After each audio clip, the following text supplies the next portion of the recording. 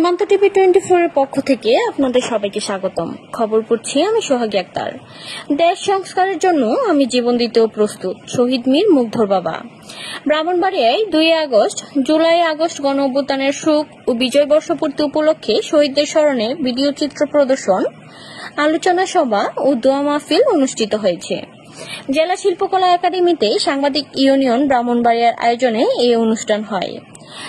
August আন্দোলনের শহীদদের পরিবার ও আহতরা এতে অংশ নেন। শহীদ মীর মুগ্ধর বাবা আবেগঘন বক্তব্যে বলেন, আমার ছেলে শহীদ হয়েছে দেশের মানুষের জন্য, কিন্তু সরকার এখনো কোনো সংস্কার করেননি। যারা মানুষ হত্যা ও আহত করেছে তাদের আগে বিচার করতে হবে। তা না করে দেশে নির্বাচন দিলে আমার ছেলের আত্মদান বৃথা যাবে। প্রয়োজন হলে আমি বাবা হয়েও জীবন দিতে প্রস্তুত।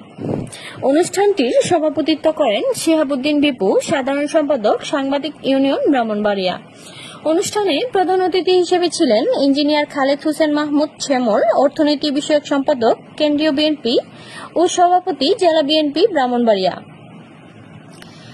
প্রধান আলোচক ছিলেন সৈয়দ আবদুল আহমেদ, সাবেক সাধারণ সম্পাদক জাতীয় প্রেস ক্লাব ও নির্বাহী সম্পাদক দৈনিক আমার দেশ।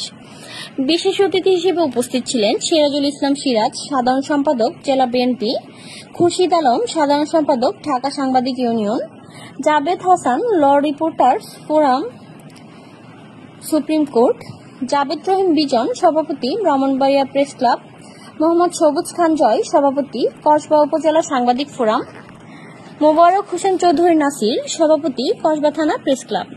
ব্রাহ্মণবাড়িয়া জেলার বিভিন্ন প্রিন্ট ও ইলেকট্রনিক মিডিয়ার সাংবাদিকরাও উপস্থিত ছিলেন।